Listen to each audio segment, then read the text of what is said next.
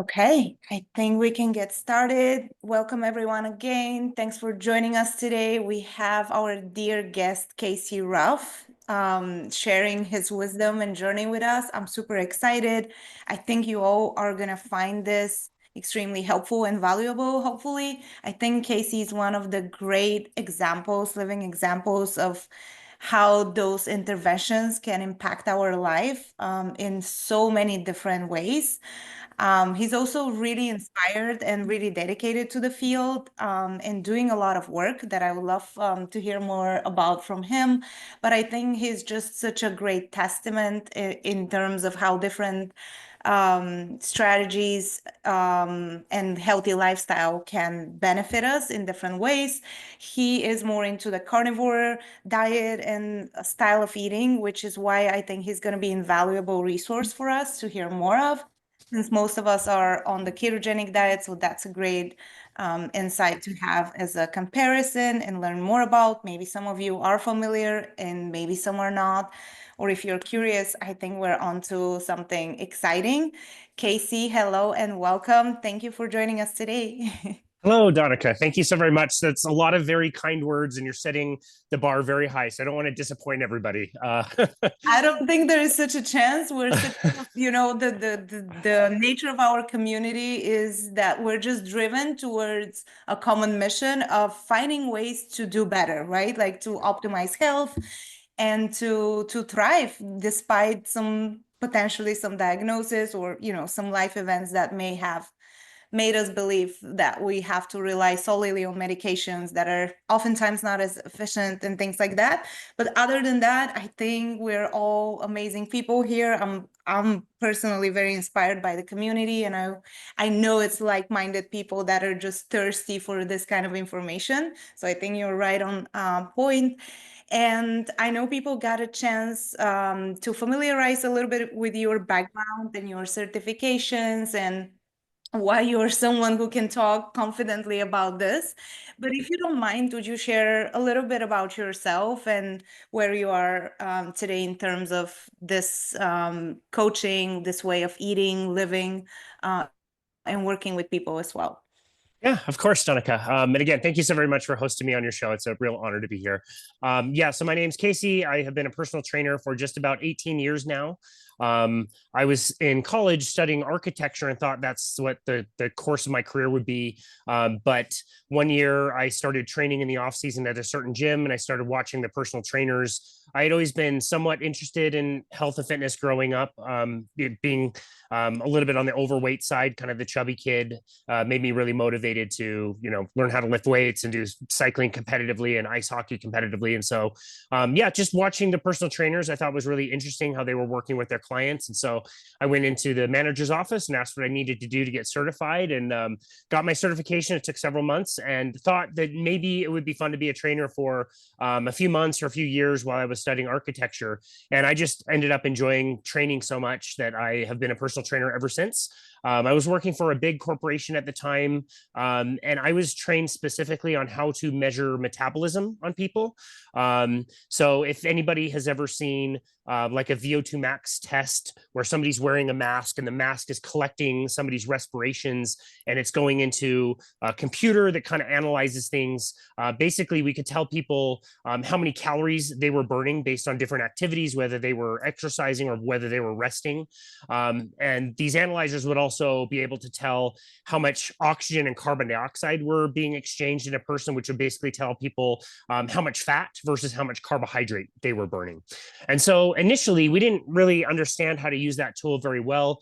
We just kind of knew that if you were doing any kind of caloric restriction, if you were not eating very many calories, and especially if you were over exercising and matching those two things up, what would happen is over time, you would decrease your metabolic rate. Your body would burn less and less calories. And Donika, I know, with your history and everything you shared with me on your podcast, that Jason Fung was a big influence for you in your life, and he was for me as well.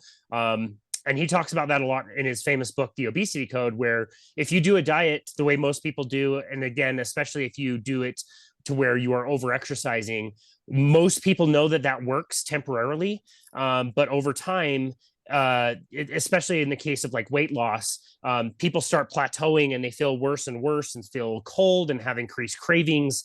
And then, they give into those cravings and they think it's their own willpower. So people trying diets and doing exercise programs, think they're failing all the time and have really poor self-esteem because they can't get it to work, when really what they're doing is causing the body to burn less and less calories on its own. And so I was, using that, and we were understanding that. And over time, we learned that, again, the body can burn energy from one of two major fuel sources. You can burn carbohydrates as a fuel source, or you can burn fat as a fuel source. And again, I had a background in endurance sport, in particular cycling. And I knew that when I was competing in cycling, if I wasn't always eating sugar as I was out on the bike and training, the amount of sugar that a human can store is so small, it's so tiny, that it's a very finite resource and it runs out. And this is where, for an endurance athlete, we call that bonking, or you hit the wall. It's basically like an endurance athlete just running out of gas suddenly, and it's just burning through all the sugar.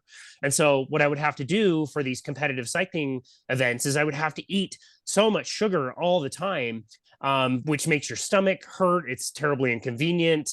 And all the while, when you only have such a little amount of sugar in your body, you also have, even the leanest person will have tens of thousands or hundreds of thousands of calories of fat as energy on the body.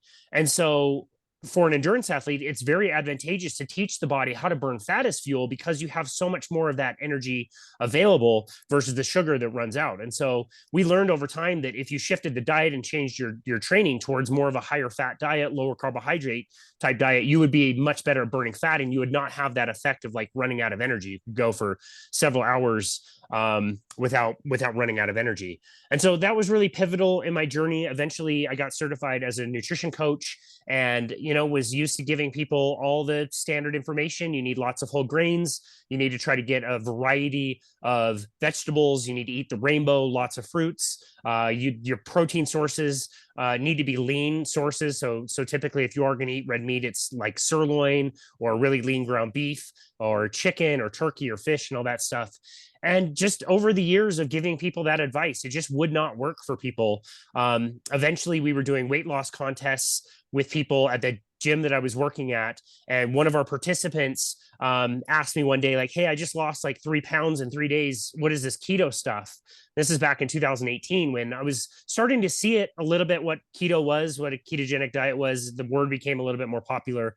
And so that was the rabbit hole that I started to crawl in 7 years ago, and have never come out of since. I haven't listened to any music in my car since then. It's just this really fascinating type of a diet that's exactly the opposite of everything that I was trained in, everything that I was taught to give to people. And boy, after so many years of failures and things not working, all of a sudden to find something again that's completely unconventional and the opposite of what I've been trained, and it works amazing for a lot of people, and not just weight loss. Like, people would come back and say, like, not only have I lost 20 pounds, but now I don't even care because I don't need to snack anymore. I don't take naps anymore. My joints feel a lot better. There was all these other like side benefits that people kept reporting.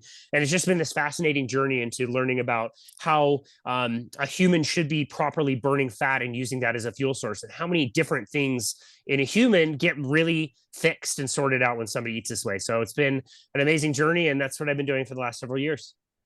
Amazing. And thank you for doing it. We all love hearing about the results. And what are some of the common myths that you have to go through? Like when you introduce this in the fitness industry that is strictly against, like you mentioned, leaner meat, eat the rainbow. Now this is going to be a lot more restrictive.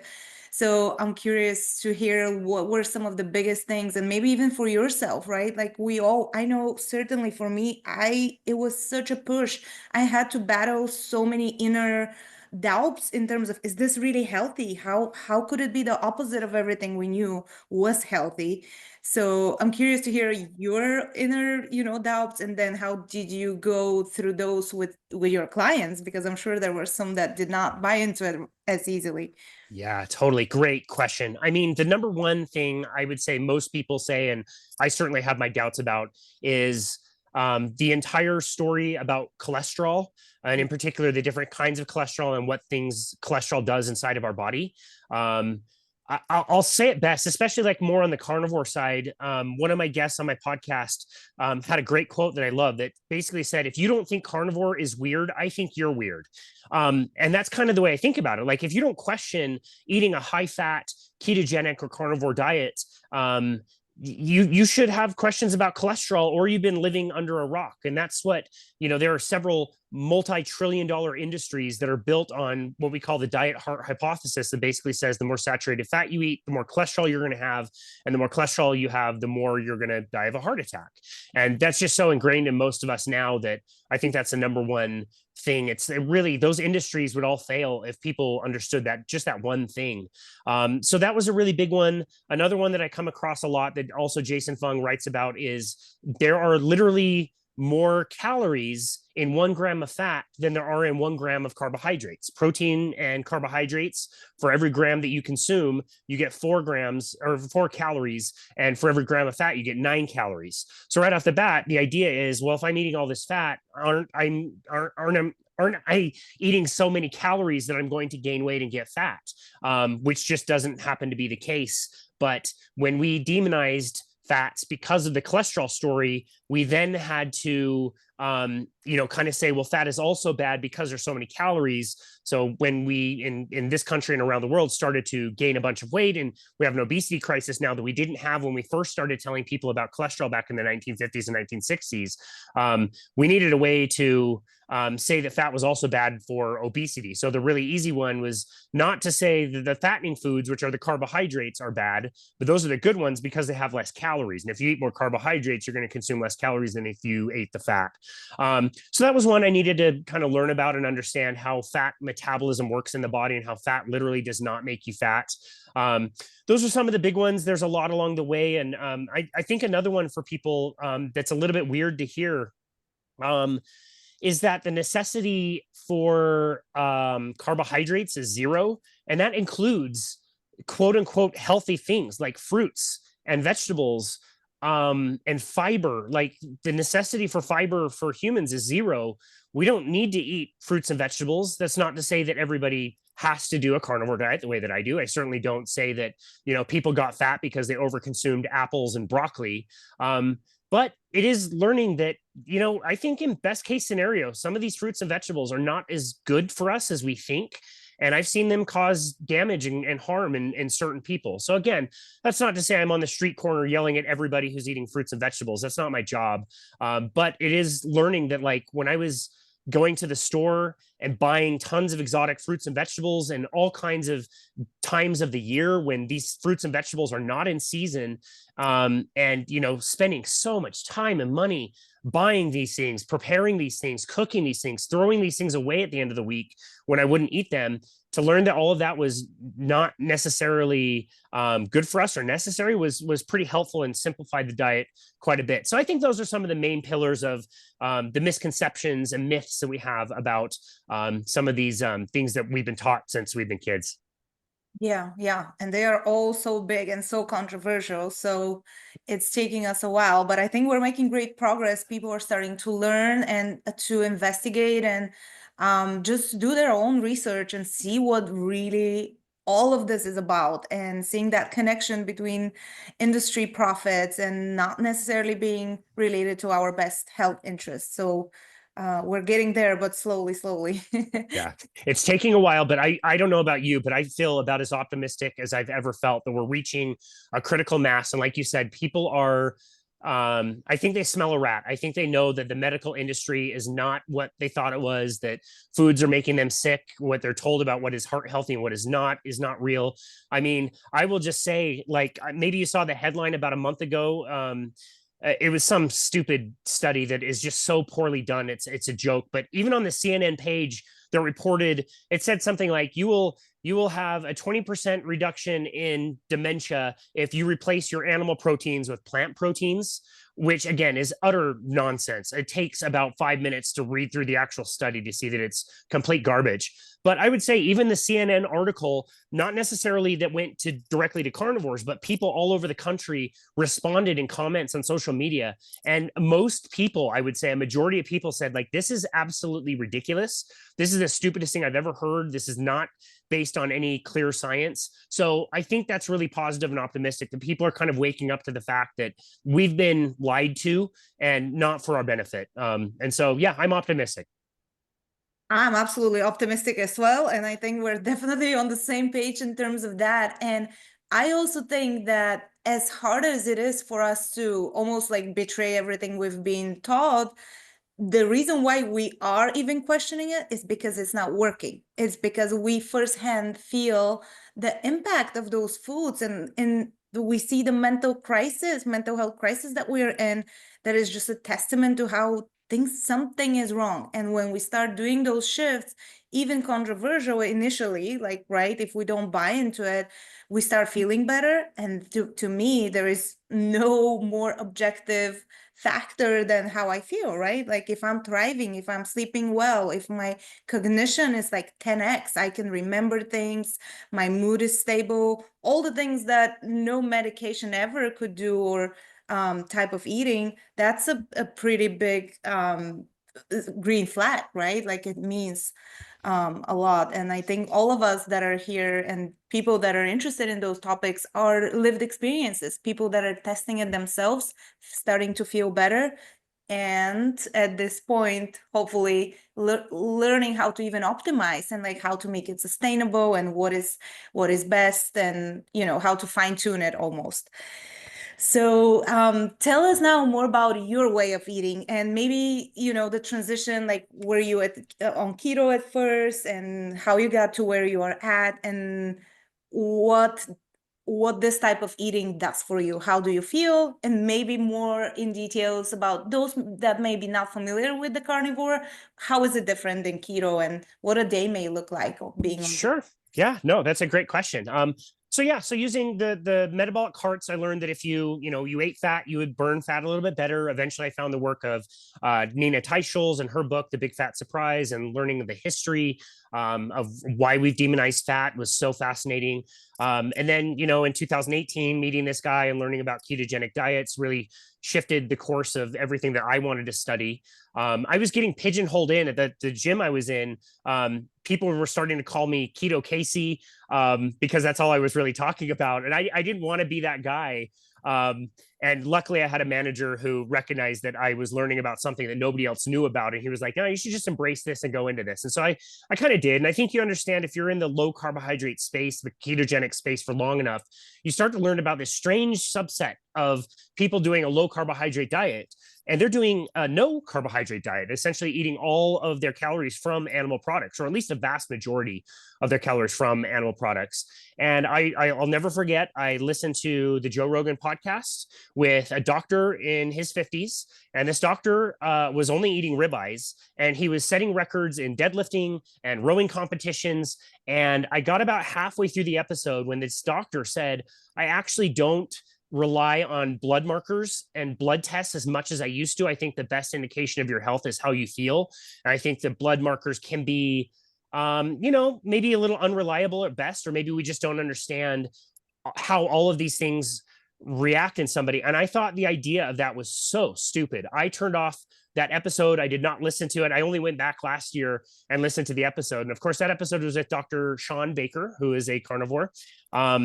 And yeah, I just thought it was ridiculous that this guy was seemingly thriving, but he wasn't eating any vegetables, which to me absolutely made no sense. I was already keto and felt really great, and my endurance had really improved doing sports, and I felt really good. My energy was great. And yeah, I thought for sure that, well, what about if you don't have any fiber? What about if you don't have any of these amazing nutrients that come from vegetables, for example? Like, how do people do that? And so, I was curious, eventually got kind of back into that world and started learning about it. And it was May of 2019 that I decided for the first time that I was going to do a 30-day experiment on a carnivore diet, which again is essentially cutting out anything that isn't animal products. And it was about 10 days in. I was feeling okay. Obviously, there's digestive issues and things that you deal with in the beginning when your body's getting used to removing fiber and vegetables. But I had something very stressful happen to me where somebody at my work needed to refund all of their personal training sessions. As a personal trainer, you work 100% commission. And so that meant money out of my paycheck. All the time that I had spent with this person for free and scheduled sessions, I now had to unschedule. And I just remember going through this stressful thing, and like it was just fine. And I wish the person the best of luck, and I hope they, found what they needed somewhere else and got the help that they needed. And it was just kind of a strange feeling to sit back and say, well, why didn't I worry about that? Why didn't that ruin my day or my week like it did before? And just things in my life just started to be a lot more joyful. And I realized that I'm fortunate that I didn't have the same story that you had, where you dealt with, a clinical diagnosis of mental disorders and very heavy, difficult things. But I did realize that I was spinning around in anxiety all the time about stuff that was never going to happen to me. And it was only apparent after it had gone away that I was dealing with that. And I'll give you a really good example. I live in the Salt Lake Valley, and in the Salt Lake Valley of Utah, sometimes in the wintertime, cold air will come. Salt Lake's like a bowl, basically. And so cold air will come in and it will sometimes trap all the air in the valley, which means our pollution gets really, really bad in certain weeks in the middle of the winter. And you could be in the valley and could look like a clear day, but you once you get out of it, if you drive up the canyon near the ski resorts and you look back, you realize, oh, the sky is really blue up here. I thought it was blue sky down there, and it was very polluted. It only looked to me like that while I was in it. And I say that to say that was what it was like to live with anxiety. And once I stepped away from that, yeah, it just, everything was so much more clear, and the anxiety just kind of went away. There have been times that I have cheated on the diet. There was one time in particular that I bought a pie and I started to eat a slice of the pie, and then I had another slice, and then I had another slice, and then I had another slice, way more than I wanted to eat. And before long, that pie was gone. And sure enough, my sleep was terrible. My anxiety was really, really high. It all came back. And it took a good day and a half, 2 days to kind of like deal with that and feel good again. And so I just realized, you know what, I'm probably a little bit more on the side of a sugar addict. I don't seem to be able to stop when I want to. And so that's been really good motivation for me to stay on the diet. It's now been about 6 years. Coming up on April 2025 will be my 6-year anniversary of a carnivore diet. And so, yeah, it's been really good. I would say some of the biggest benefits are your digestion is so much better. My skin clarity is way better. I never get sunburns anymore. I had chronic athlete's foot that just simply went away. I would hurt my shoulder typically like once a year playing ice hockey, and that has not happened at all. I did get a bit of a cold this year, but it was really mild and passed within a few days, where the flu is going around me, pretty good right now. All of that seems to be a lot better. So that's been a really good motivator to stay on a carnivore diet. And you asked what a typical day was. I will say also that the way we define animals in nature that are hyper carnivores, what we do is we say that a hyper carnivore in nature eats at least 75% or more of their calories from animal products. And I would say that's what I use as my definition for a carnivore diet. I think too many people get stuck in the weeds of, can I have an avocado? Can I have coffee? Can I have spices or condiments? It's like, I think oftentimes we miss the point of like, it's just a carnivore diet means that a bulk majority of your calories is coming from animal products. Some people have different tolerances. Some people can have a certain amount of fruit or honey and feel okay. Other people need to be a little bit more strict. Our mutual friend, Robin Dobbins, I spent time with her over the weekend at the conference in Las Vegas, and she's one that has to be a little bit more strict. And if she deviates even a little bit from a carnivore diet, her symptoms of bipolar come back. And so she's got to be a little bit more on the strict side of, we went out to eat several times and she needs to be careful about what she eats. And certainly some people have that.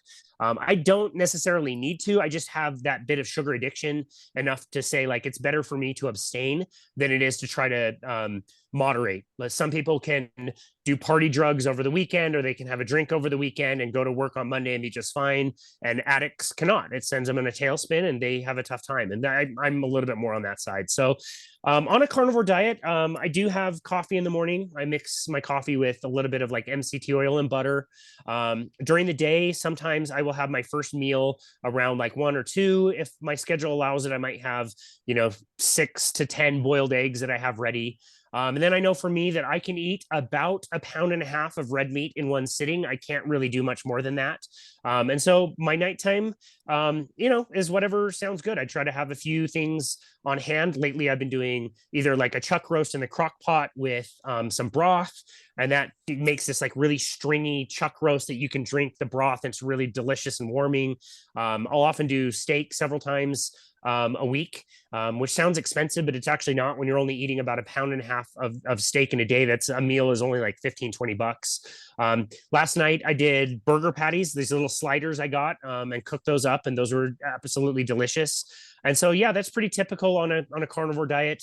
Again, some people can have plant foods and tolerate them just fine, and they don't get cravings, and that enhances their enjoyment of the diet. And so, again, I don't get too stuck in the weeds as far as that goes, but that's kind of a typical day. Most people on a carnivore diet learn very quickly that all animal products are fine. So chicken is fine, fish is fine, pork is fine, but if the foundation is not fatty meat, in particular like red meat or maybe eggs, people just don't feel that well. And so red meat for most people on a carnivore diet should really be the foundation. You can use those other things as you want, as you enjoy them. But for example, like if I play a hockey game where the night before I just had some chicken breast, I will not feel nearly as good as if I had a steak the night before. And that's a pretty common pattern I see with a lot of people that I coach on carnivore. So that's a day in the life. As you know, once you go on a ketogenic diet, you're just simply not that hungry anymore. You don't need to snack. It's, fasting is so easy and convenient, and it's just it's great for so many different reasons. So that's kind of how I consider that. A carnivore diet does fit underneath the umbrella of a low carbohydrate or even a ketogenic diet. It's just a different version of it where people are just not eating a lot of plant foods. So that's day in the life of a carnivore for me. It's pretty darn easy. I really enjoy it. Yeah, it sounds like it. And what I'm thinking about is, do you measure ketones? Are you actually in ketosis while on carnivore? I don't measure. Again, I don't necessarily have like a medical reason that I need to be in a ketogenic diet. Obviously, with metabolic psychiatry, some people do, and some people understand that they need to be on a higher fat version of a ketogenic diet to have those high ketones to really fuel the brain properly. I have had my ketones measured once. It was at a conference in San Diego. I ate a pretty typical day, and I saw that my ketones were, I think, either 0.5 or 0.8. So I was in a mild, level of ketosis, and that was fine. I also there's certain like physical things that you notice when you are in a state of ketosis. There's a certain way that your mouth kind of feels almost like a little bit dry as you're breathing out acetone, which is one of the main ketone bodies. You also just have this real loss of hunger or this real increase in energy. That energy has to come from somewhere. And ketosis is simply just breaking down fat, and ketones are an end result of that. And it's a water soluble fuel that your body, your brain, your heart can use as a fuel source, which is why it's so great for, again, mental health and metabolic psychiatry. So I don't tend to measure myself. If somebody is going to measure, I would just want them to understand what the reason for why they're measuring is. Some people need to, and some people don't. For my case, I don't really need to. So good question. Mm-hmm. And do you find one or the other better for certain things? I guess, when you work with your clients, do you advise them to do one or the other based on specific traits or like agendas? It's a great question. Yes, I think there are certain justifications for taking a ketogenic diet and making it a little bit more strict and making it be more of like a carnivore style diet. A carnivore diet to me is a very healing kind of a diet. So I noticed that a lot of people on keto, they feel awesome and they lose a bunch of weight, and it gets to be very easy. They don't have a lot of hunger, but there might still be lingering things that people are dealing with. People still might be having joint pain. They might still be having, not exactly like mental healing the way that they would want. Just little niggling things that just kind of hang on. And I found that taking a step towards a carnivore diet, even temporarily, that step for a lot of people can cause all kinds of different things to fix. Again, normally when I see somebody go ketogenic, I know they lost weight and they feel better. When I see somebody take the next step to carnivore, there might be 20 different weird random things that all of a sudden improve for that person. And they might not have to be on a carnivore diet for the rest of their lives. They may be able to reintroduce some plant foods and be just fine, which is great. So yeah, it just kind of depends on the person. It's also, we have to acknowledge that, doing a ketogenic diet itself can be a challenge. It might be tricky at first, and a carnivore diet can be even trickier. There are, different social situations that are uncomfortable for me. Like I can't go out to eat everywhere all the time and always have something to eat. I have to be careful about the way I prepare my food, and I buy my food and largely prepare it at home to be able to overcome that. And so we have to acknowledge that there are challenges with a carnivore diet. I don't know many people that do carnivore diets forever for the rest of their life. It's certainly very easy for me at this point, and the benefits are so great, and the downsides of not doing it are so high that it's very motivating. But yeah, I think there are some justifications for people going a little bit more strict. Again, it sounds crazy when you first are telling somebody, but plants plants want to live. The plants do not want to die. They have been here on this earth a lot longer than we have, and they have developed strategies to protect themselves from things like insects or rodents or other mammals that try to get at them and kill them. And so they do have some level of protection. I think fruits for a lot of people are very safe, and when people eat fruit, you assume that it's only going to be in season, and the plant gives you this sweet thing that most all of us think is delicious, and we eat it, and then we're going to go somewhere and poop out seeds that help the tree to grow. And so it behooves the plants to offer us fruits in a certain season. But the leaves, the stems, the stalks, the roots, the seeds in particular, like those are parts of plants that they do not want to be eaten or killed, and they will fortify themselves. And so I have seen some people build up in some of these anti-nutrients, these chemicals that plants make.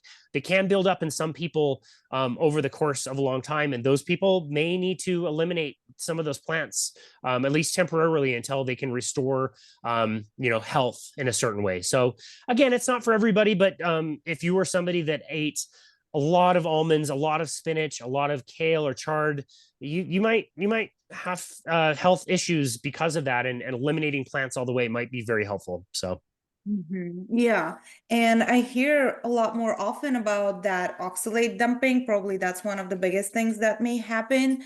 How do you advise to transition safely if someone, and I love what you're saying there, that, especially when we're keto, we can kind of have the freedom to play around and switch between. They're just so beautifully complementing each other that they don't have to, we don't have to be super strictly and like stick to just one, and play it by ear and see what works at what time, because carnivore, as you said, you may not be able to have as much freedom to dine out, for example, right?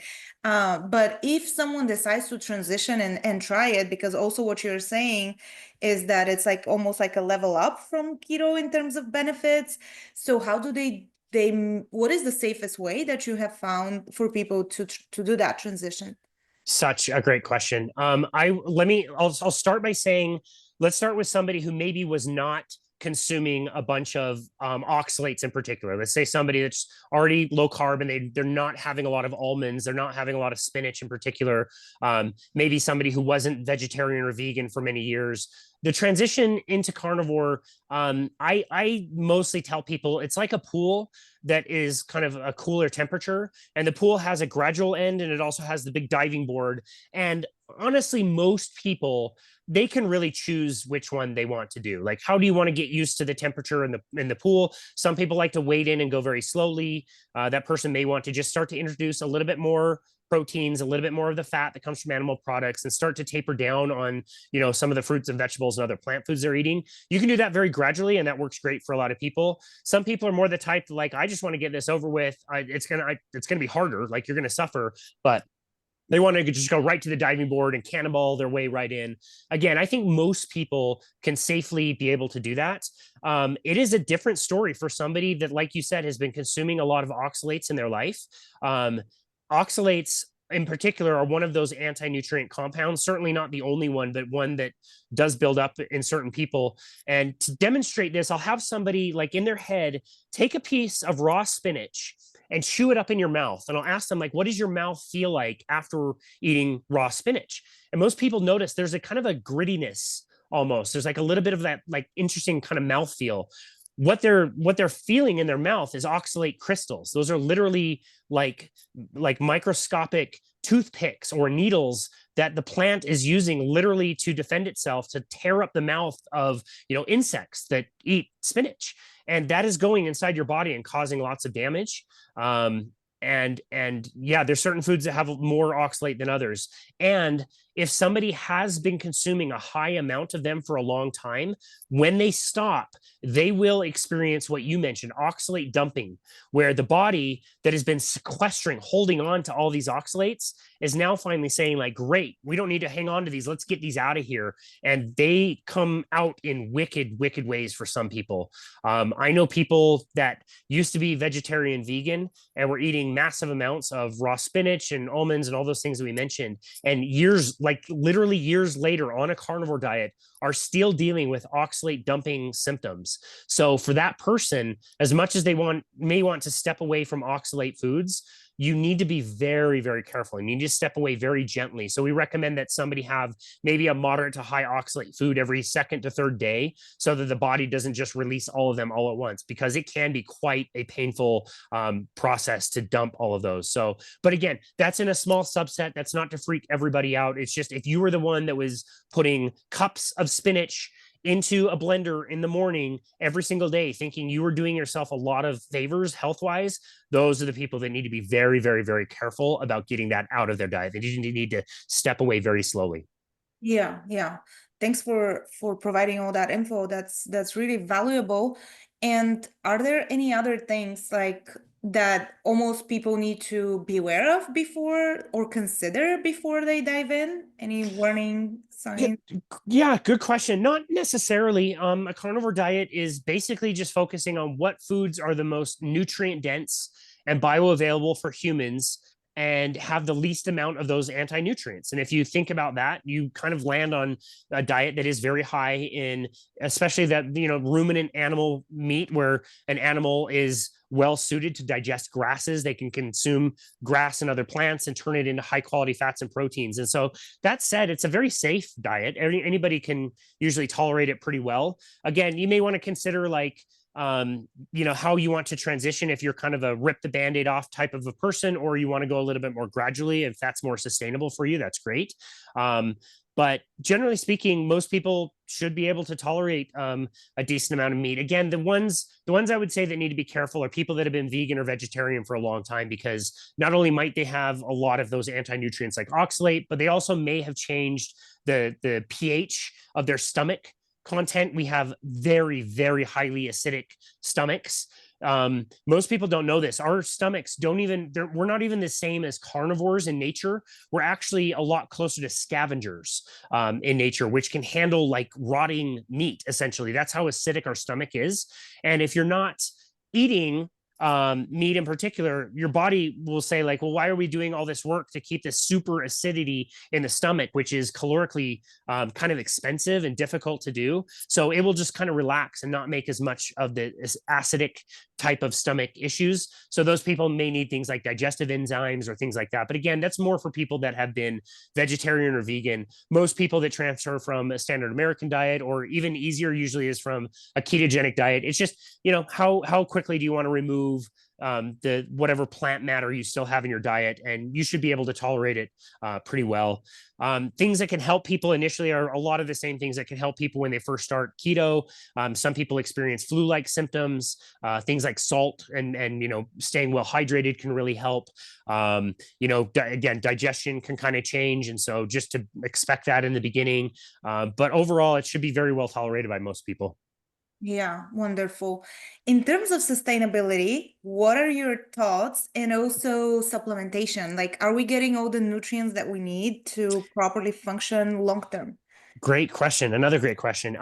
So a short answer, yes. To the supplements, very few supplements I believe are needed for most people. Some people say in the carnivore community say that you need to intake a high amount of things like organ meats. I personally do not think that is the case. My diet in particular is largely meat that is grain fed that I buy at the grocery store. I tell most people that I want them to have whatever animal products sound good to them that they can afford. I don't want people to get mixed up in the minutia of, can I only have grass-fed, grass-finished? Do I only have to buy from the local, rancher down the street? we are very fortunate in this country that the meat production, the egg production, the animal production we have, it's not without its problems, but it is at the very least very safe, especially when it comes to cows and other ruminants. There may be ethical reasons that people want to do grass-fed, grass-finished, but I also don't want people to think that this is an expensive diet or it's out of reach for most people. A lot of people don't know this either. And this is not something I do regularly, but places like McDonald's sell one ingredient foods, which is burger patties. Burger patties at McDonald's are 100% beef, and they're cooked on a flat top without any seed oils. And so I would also want people to know that, like, if you're in a pinch, if you're traveling, a vast majority of Americans live within a very close distance of the McDonald's, and they can eat really good quality food, even if they're, on a budget or traveling, whatever. Like there are ways to do this that are they're very inexpensive, and very accessible for people. So as far as the supplementation, again, I would want to know what reason somebody is taking a particular supplement. Most people just have this cabinet full of supplements and they can never explain to me what these supplements are even doing for them. And so I'll usually just have people like finish out whatever supplements they've already paid for and see if they notice a difference before they go out and buy more of those supplements to see, like, does this make a difference in my life or not? There are some supplements that, generally speaking, most people could benefit. So that could be vitamin D, especially if you have darker skin or you live in a northern or southern climate where you don't see a lot of sun. Magnesium is one that a lot of people notice a lot of benefit from.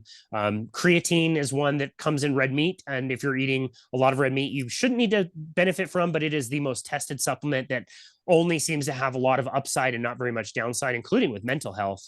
But yeah, I know for me, like anytime I've ever eaten organ meats, I don't really notice a difference one way or another. I've supplemented with desiccated organ meats and I don't notice one way or another. So supplements are not necessary for a lot of people. There might be specific reasons that somebody needs that, but for the most part, it should be very simple, convenient, and delicious. Whatever fits that for most people is great. Awesome. Thank you for that. And before I open, I want to make sure that everyone has a little bit of time to access you and pick up your brain if they have some questions. So if you do have questions, guys, feel free to raise your hand or put your question in the chat.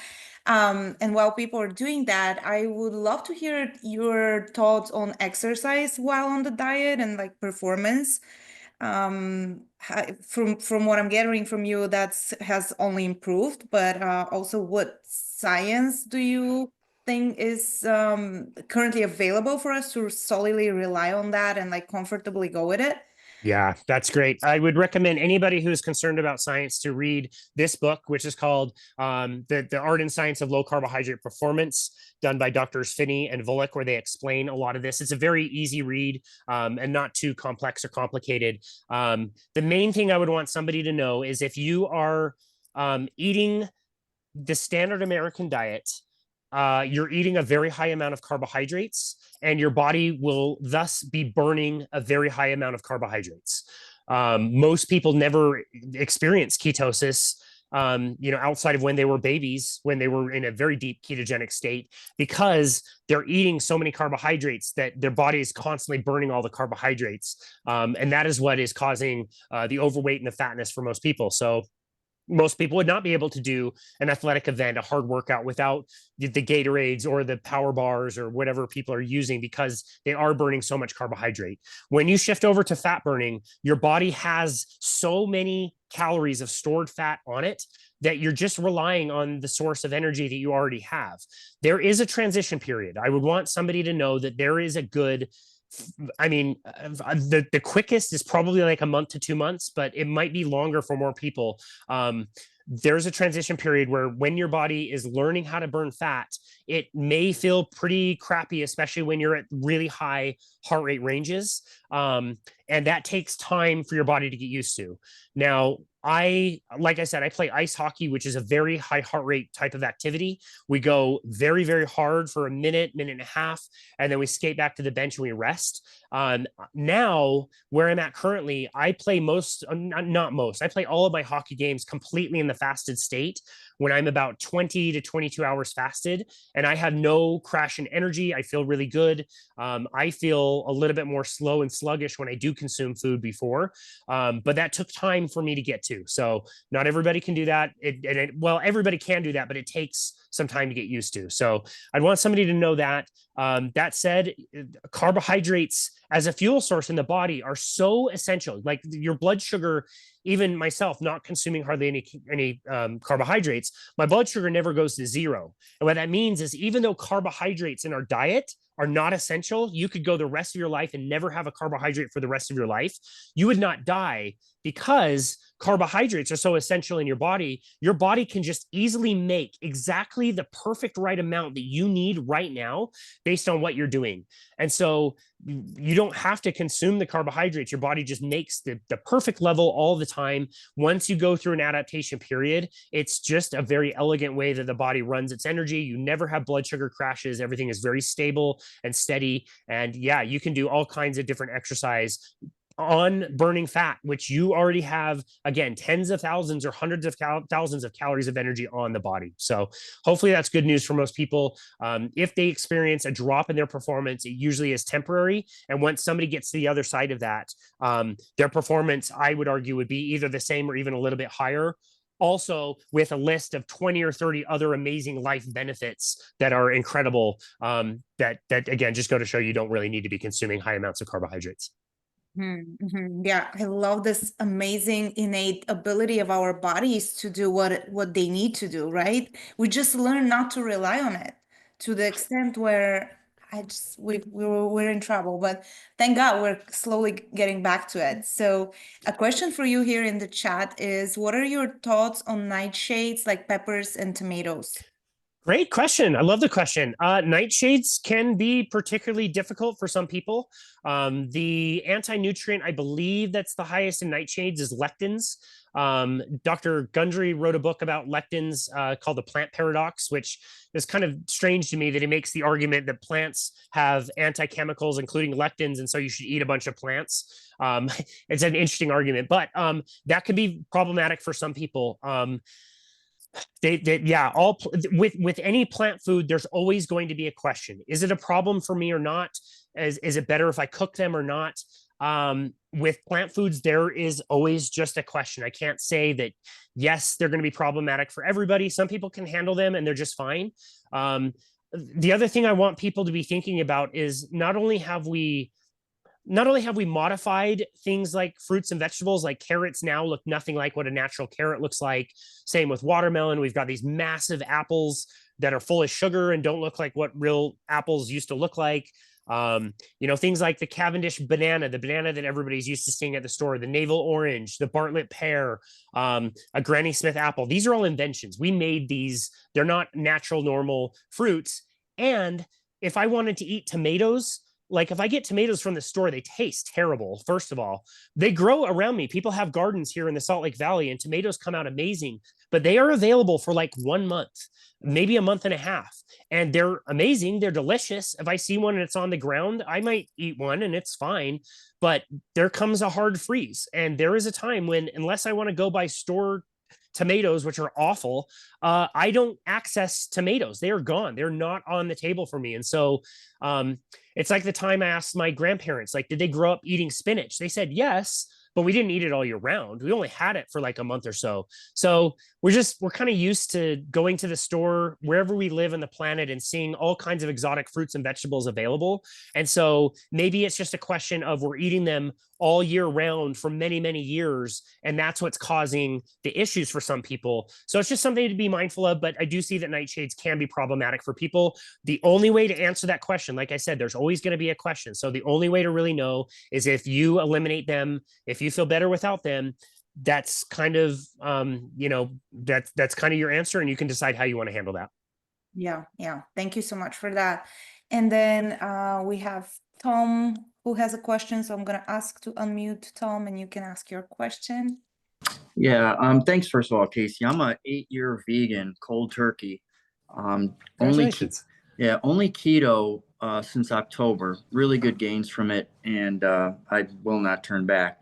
But some of the things that you had mentioned about oxidative crystals and things like that from spinach, I always had a weird feeling when I drink spinach and milk, so I know that there was something on there.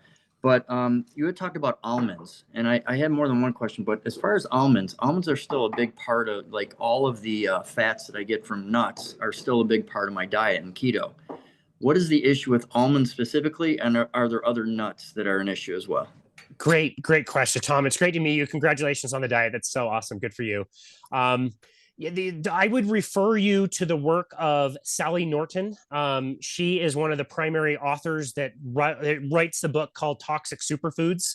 Her website is amazing. Her social media is amazing. She's got a lot of free resources that you don't need to go out and get her book necessarily to learn about some of those things.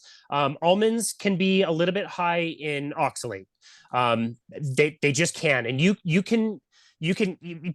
body has no use for oxalate.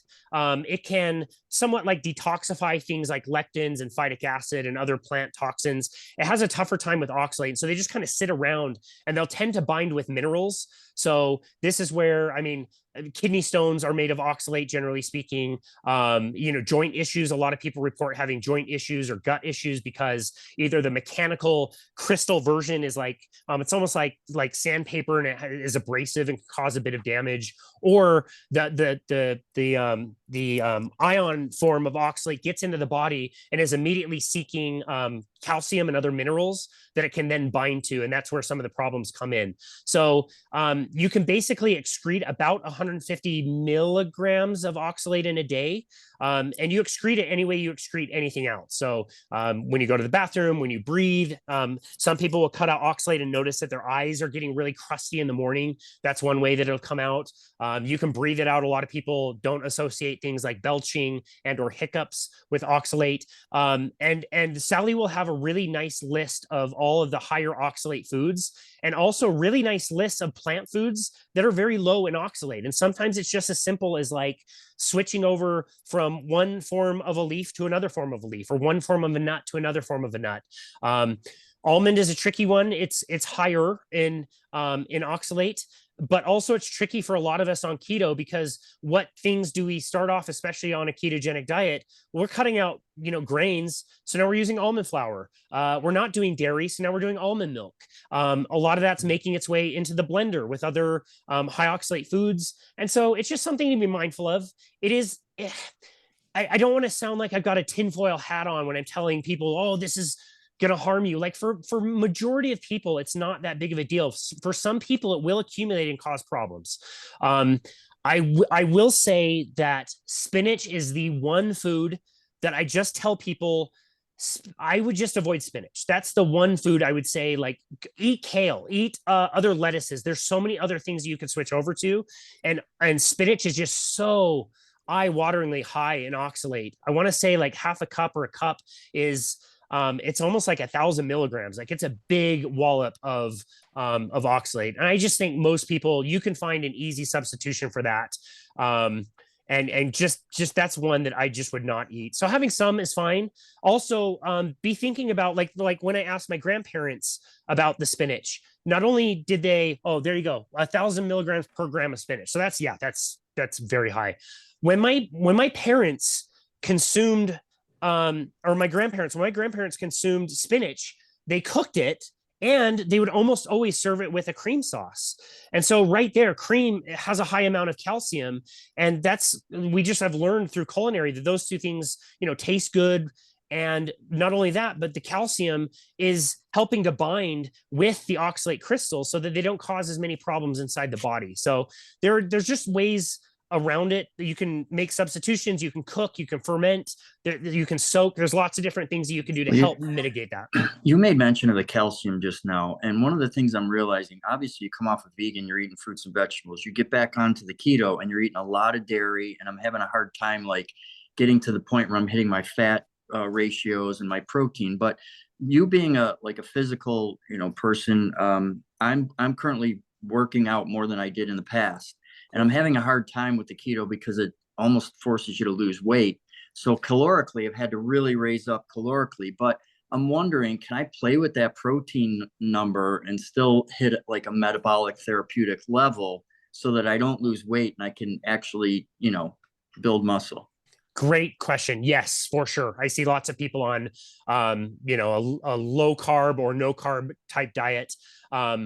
There is some certain trade-offs, and you mentioned it, which is great awareness. I can tell you've done your homework. Is like, if I increase my protein, am I then going to lower my amount of ketones in the blood? that might be a thing. And if you're dealing with something on the mental end of things, that may bring back some of the symptoms that people have, and they need to be mindful of not over consuming protein. For most of us, I would say we're probably just fine eating a higher amount of protein and having a lower amount of ketones in the blood. So yeah, calorically, increasing the amount of protein that you can eat should help a lot, should help you retain muscle mass. I don't see hardly anybody that has a tough time gaining muscle, even if they're not having carbohydrates in the diet. The dairy is tough. The dairy is a tricky one. Some people seem to tolerate it okay, and other people just really don't, especially when it comes to things like milk. Somebody might do better with a little bit of cheese here and there, or a little bit of yogurt, maybe some butter, but milk or cream I see can be kind of problematic for some people. And in that case, I would try to get somebody to get more of their protein from fatty meats. So, ribeye is probably one of the best as far as a great ratio of fat to protein. If you want poor man's ribeye, you're looking at like a chuck roast or chuck steak. Tastes almost exactly the same. It's delicious and has a good mix of fat and protein. Or, maybe somebody's buying ground beef and it's the 85-15 or 90-10, and maybe they could get a little bit more fat there. So that's where I'd encourage most people to get a bulk of their calories from versus getting it from dairy, especially if you're noticing that the dairy is problematic. Great question. Thank you. I'm done. Of course. Thanks, Tom. It was great to meet you. Thank you, Tom. Casey, I'm mindful of time. I want to be respectful of your time as well. We do have some questions, but would you have a few more minutes? I'm good. I've got time. Yeah, I'm good. Okay, yep. Perfect. So then let's go with Steven Trans next. Sorry, here we go. Who? There he is. I just asked to unmute Steven, if you can. There we go. There you go. Hey, Casey, what's up? My hero, Steven T. You're my idol. How's it going? My man, I'm great. How are you? I'm good. I have an exercise question for you. And I want your answer to be for the average person. All right. What is your recommendation for the minimum amount of time needed to exercise per week, and what type of exercise do you think is best? Steven T, great question. Oh, it's a great question. I love to answer it. With a personal training background, we're taught that you need to be in the gym several times a day, or several times a week, mixing things up as far as like different splits, upper body one day, lower body the next day. In the course of my career, I've come across high intensity training, which I believe you're familiar with. And high intensity training is often confused with high intensity interval training. HIIT is really, really popular. It's what you would see at, your Orange Theories and your workout studios, where people are running around, jumping on things, throwing things, slamming things, whatever. High intensity training is a style of exercise, of strength training, where you push a weight, usually at a slow and controlled pace, but you push a weight until you are getting yourself to basically as close to failure as you possibly can. It's very, very challenging. You're causing an enormous amount of distress inside the muscle, but you're also sending a signal to your body that says that your current level of strength is not sufficient, and your body needs to build up its strength over time so that it can do more things. It can be more capable. Our bodies are inherently very lazy. We always want to be saving calories, not expending calories.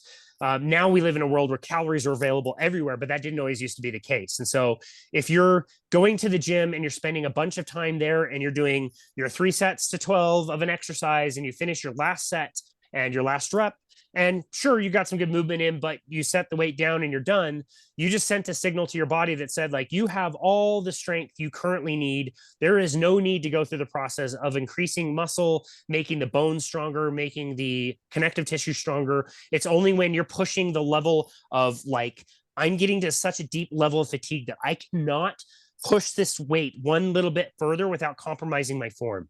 When you do that, that type of intensity is on a teeter-totter with frequency, meaning if your intensity is high, then your frequency must be very, very low. So a big mistake I see people make is they're frequently at the gym, and they're doing so many workouts that their intensity is not high enough for what it needs to send that signal.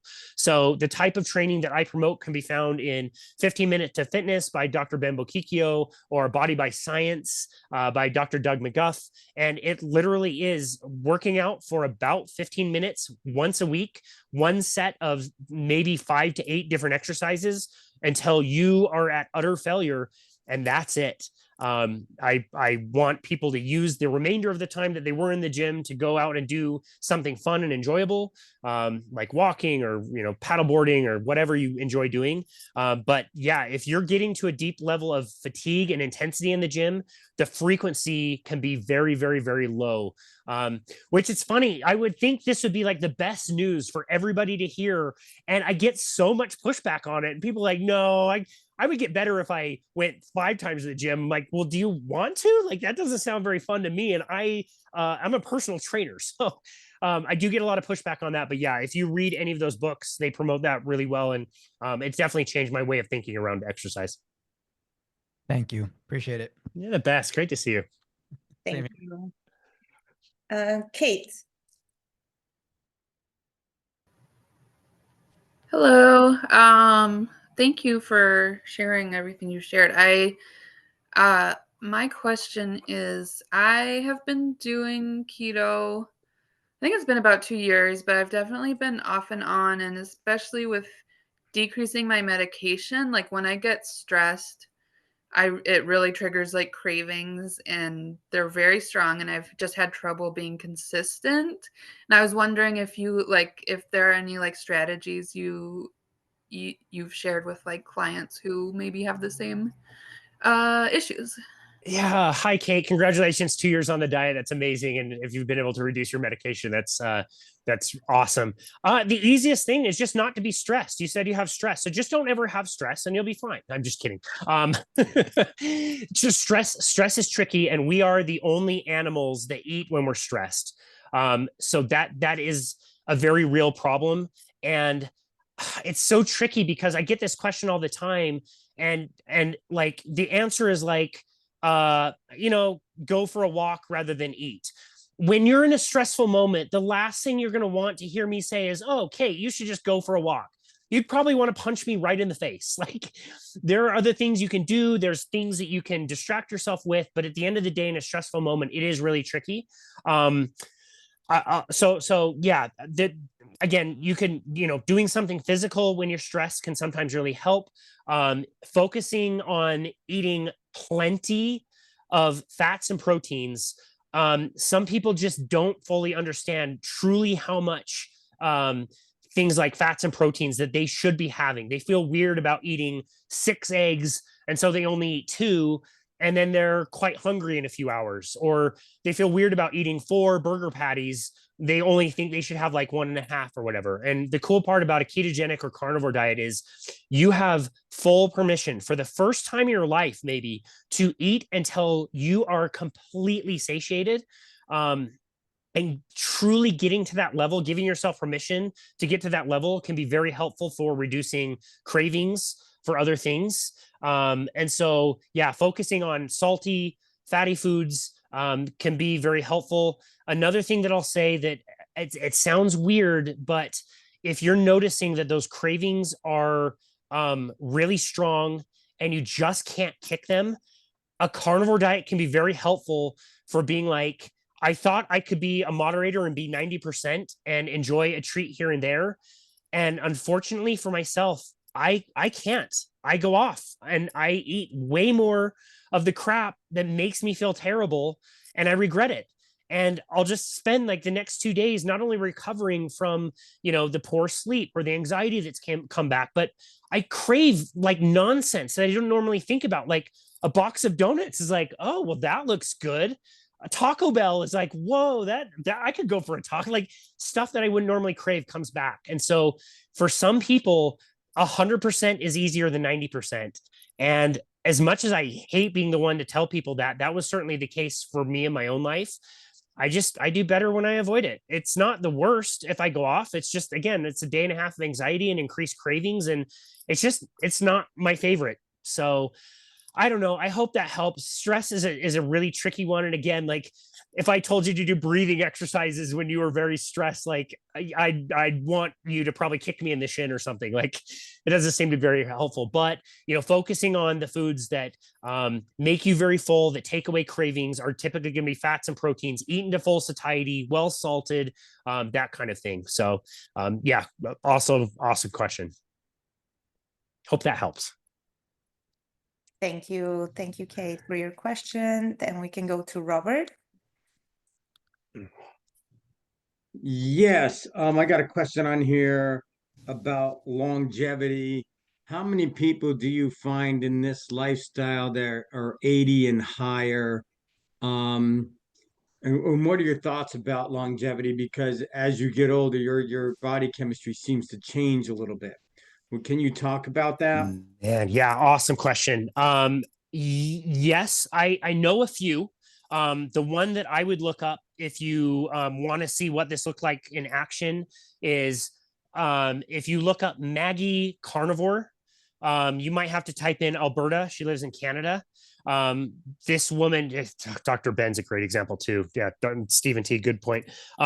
Maggie in Alberta has been on a carnivore diet for over 60 years. I believe she's 83 now. This woman, I heard her on Dr. Chafee's podcast, and I listen to my podcast pretty fast, usually at like 1.5 or 2 times the speed.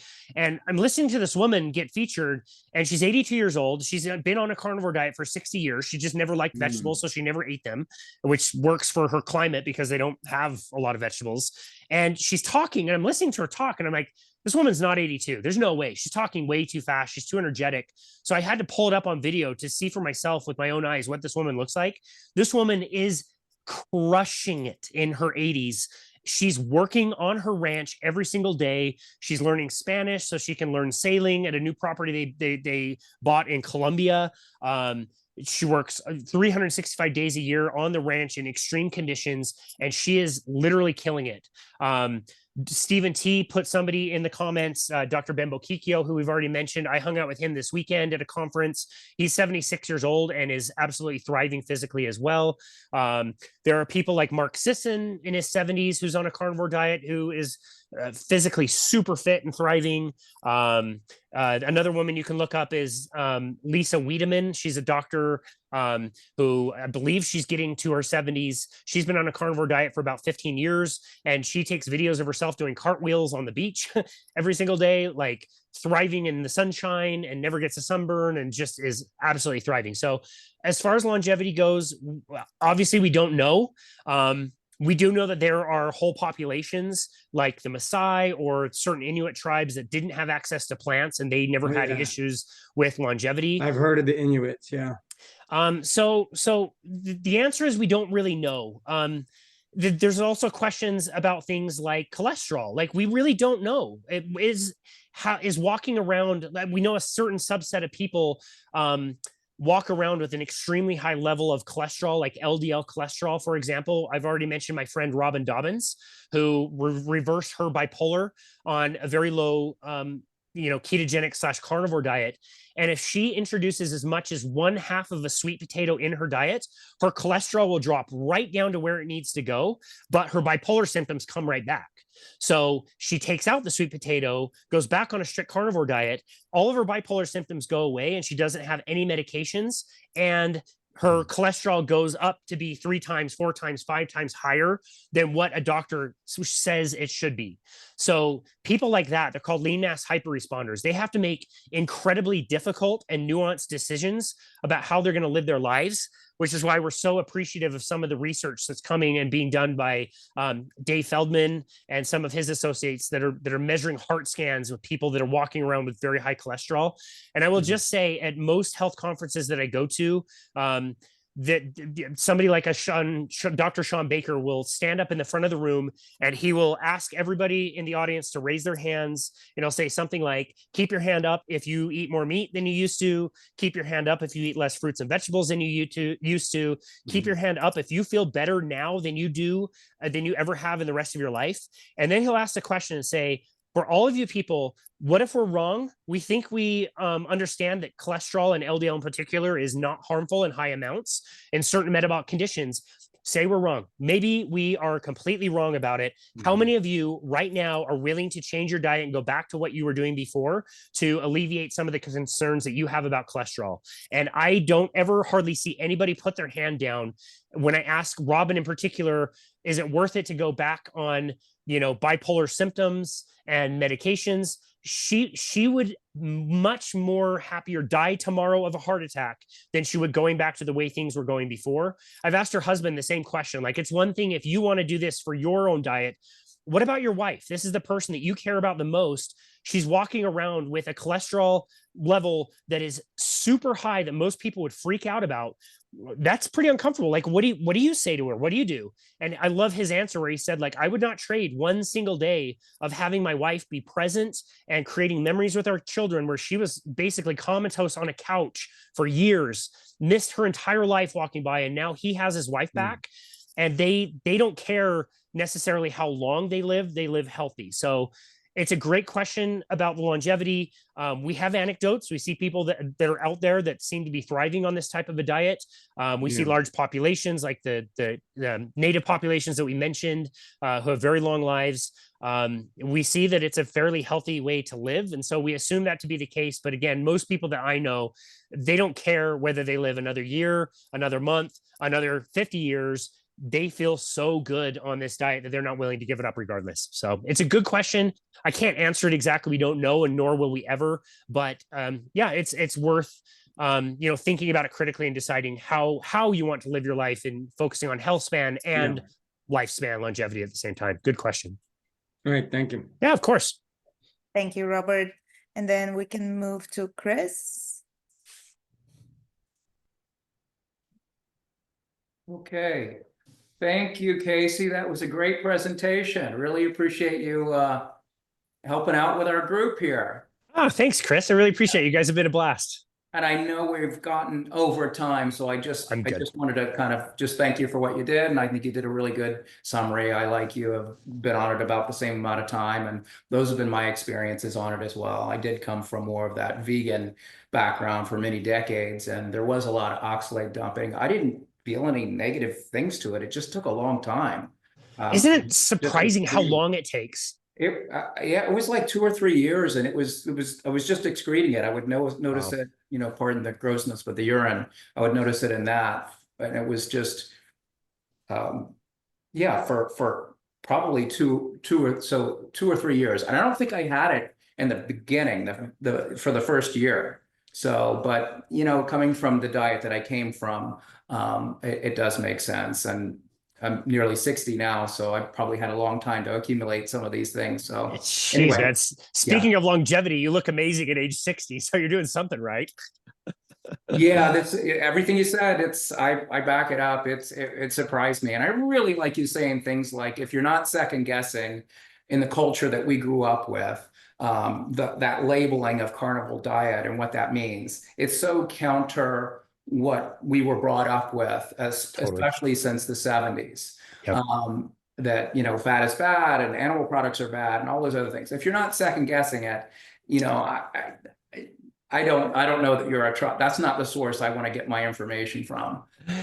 And so, coming into it with a little bit of trepidation. This is a group, as it sounds like, that really getting it right, dialing it in, and keeping that fat up is probably for most people in the beginning. And I think there's some other hacks that, like goat and sheep products like yogurt or kefir for one of you, Richard, or Tom was talking about having a hard time with that milk protein. This is a different type. It's a lot more usable. You can find it without too many hardships. So goat or sheep, adding more egg yolks, taking away some of the whites and your egg stuff, and you'll up your fat. Macadamia nuts, those don't have the oxalates. So those are like quick, easy hacks to kind of bump that up. Love it. Yeah. Love it. That's great. Yeah, that's a great point. I love all of that. Yeah. But I appreciate it, Casey. You did a great job. Thank you very much, Chris. Great to meet you. And like I said, whatever you're doing, just keep doing it. You look great. You're a good example for the rest of us. Thanks, buddy. Of course. Thank you so much, Chris. Casey, thank you so much. And thanks everyone. I know there are some questions in the chat, but I would like to have those people, Casey, potentially get in touch with you if they would like, and maybe send you a text. Are you on socials? Tell us where people can find you if they want to. Yeah, of course. Oh, I would love it. Anybody can reach out to me at any time. I tell everybody this, that I put my phone on airplane mode when I go to bed. I literally have clients all over the world. I've got people in New Zealand and Dubai and Ireland. And so anybody can message me 24/7 at any time. I'm happy to give out my cell phone number and somebody could text or call me. The easiest place to find everything is our website, which is myboundlessbody.com. And the first thing that people will see is a book now button where people can schedule a 30-minute session with me, and we can talk about anything. We don't try to pitch people services unless they ask about them. It's just a 30-minute call to answer questions and just have a chat. If you're curious about different exercises you can do, we can demonstrate them. I can, give you workout programs that I've created for other people for free so that you know what you can do in the gym and have different exercises. We can discuss dietary changes, nuances there. I love connecting with people. I say on my podcast all the time too, like even if you just book a 30-minute session and introduce yourself, say hi. I love connecting with people in the community. So on the website, you'll also see our social medias. We're on most of the social medias. You'll find our podcast, which is Boundless Body Radio. We do releases every Monday, Wednesday, and Friday. Recently, I have interviewed a vast majority of the people like Donika who have won the Fresh Start Award. I got to see Jane Allison Bazuki this weekend. Finally got to meet her in person, and on behalf of everybody that they have helped, I got to give her a huge hug and thank her in person for that. But yeah, anybody can find us through the website. You can message me, you can email me, all that stuff should be there. But myboundlessbody.com is the easiest way to find us. Amazing. Yes, I put a link in the chat. I'm gonna link it in the episode description as well. But Casey, I just want to acknowledge your energy and like your dedication to the field, and how much in-depth of a work have you done through your own experience and through helping others. And thank you for taking the time and share your wisdom and experience with us. We are absolutely grateful. I think it was very valuable information, and I think we're all living inspired and with a little bit of more knowledge and understanding. So thank you again. Looking forward to continuous projects potentially in future. Thanks for all the value you continue bringing through your podcast. And yeah, I would love to have you again at a later point potentially. Anytime you like, Donika. You did a great job. You asked great questions, and so did everybody in the group. I had an absolute blast. So thank you so very much. I really appreciate it. Likewise. Awesome. Thank you. And thanks everyone. And you guys have a great day. See you all. Bye-bye.